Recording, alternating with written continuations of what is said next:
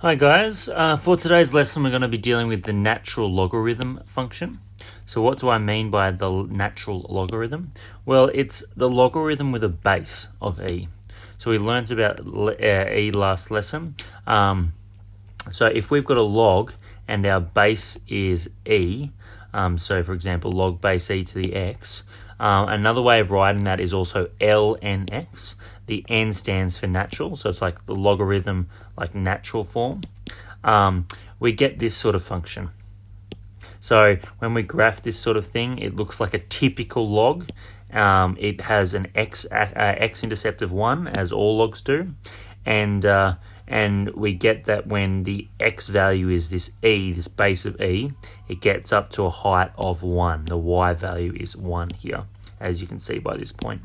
So it looks pretty typical. You've got this asymptote going down that's getting really close to the y-axis as x gets really close to 0. Nothing out of the ordinary there. Note, you can find the natural log of numbers using the ln button on your calculator.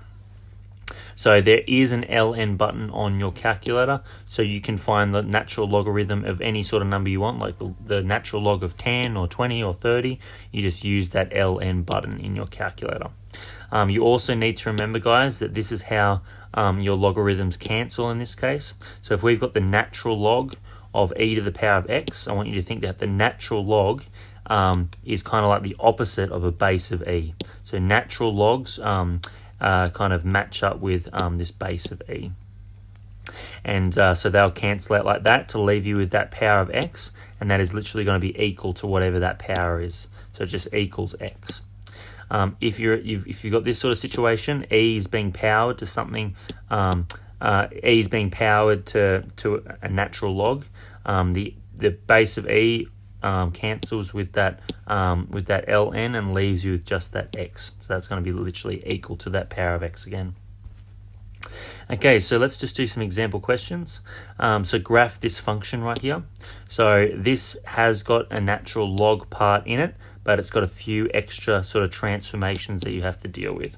So the first step is you want to deal with the graph of the typical natural logarithm function, which looks like this, as shown above. And we want to apply the plus 3 transformation. We want to, like, changing x to x plus 3, sorry. And you also want to apply the negative transformation. So first up, let's apply the negative to this function of ln x. So when we take the negative of a function, it gets sort of mirrored about the x-axis. So this part here is going to go straight up here, as you can see here. And this part on top of the x-axis is then going to go underneath. So that's what we get when we take the negative of ln x. And then step 2, we now want to apply this part of our transformation. So our x is changing to an x plus 3. That means that it has to be moved to the left by 3 units. So we've got to pretty much slide this thing across by 3 units going that way.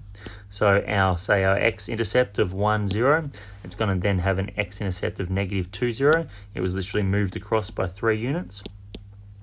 This asymptote here towards the y-axis, that's going to get shuffled along by 3 units. So there's going to be an asymptote at x equals negative 3, this line here. And that's pretty much all we need to do to be able to graph this sort of thing. Don't worry too much with these about the y-intercept. We really just need one dot on our line and to show where that asymptote has moved to. Okay, moving on, question 2. So a bit of a worded question now. The number of bacteria on a petri dish has a population according to this formula. B equals 4,000 e to the power of 0.1 t, where t is the number of hours passed. So this population on this petri dish is growing and growing and growing according to this formula, and t is representing the number of hours that has passed. So what is the bacteria population after 5 hours? That's a matter of just changing your t to a 5 and shoving this straight into your calculator. That gets us a nearest value of 6,595. So that would be the population after, not 5 days, sorry, 5 hours. I'll change that right now. Make sure your units are correct. Okay, so moving on, at what rate are the bacteria increasing after the 5 hours? So we know the population is this after 5 hours, but how much is the population increasing by at that time? So when we're dealing with something like how quickly something is increasing, that's about dealing with the derivative. So the derivative of B in terms of T. So dB dt. Sorry, I'll just fix that up again. 5 hours. Okay, so when we're differentiating this sort of thing, we need to think to ourselves, well, the 4,000 at the start is not going to influence our derivative. So we can just differentiate this part where our T is. When we're differentiating exponential functions like this, we take the derivative of our power and we bring that to the front. So the derivative of this is going to be just the 0.1.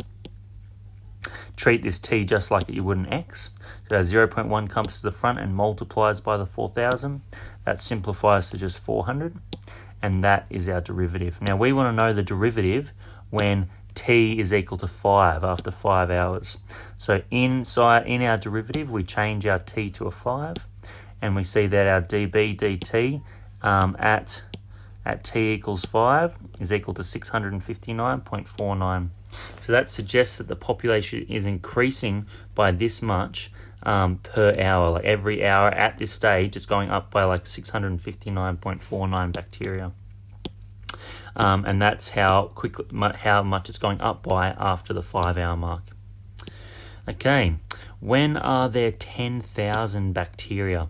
Now this is dealing with the population, not the population increase. It's just exactly what the population is. So we're just going to use the original formula. We don't care how much it's increasing by at this stage. We want just population numbers. So our population B is going to be 10,000 because that's what we want it to be. We want to figure out what T is when it is this 10,000. And we need to solve for T. So firstly, we've got to get T by itself here. We can remove the 4,000 by dividing by 4,000. We get 2.5 over here. Once we get to this stage, we need to somehow make our T no longer a power. That's when you need to rearrange this using logarithms. So the idea is we've got a base of E. So therefore we get log base E of this 2.5. The 2.5 stays on the same side and our power stays on the same side as well. So this line right here is equivalent. And we can finally get our T by itself by dividing now by 0.1. So the natural log of 2.5 divided by 0.1, you can do this in a calculator just like that. And we get that T is equal to 9.16. So roughly, the population will be 10,000 after roughly about 9.16 hours.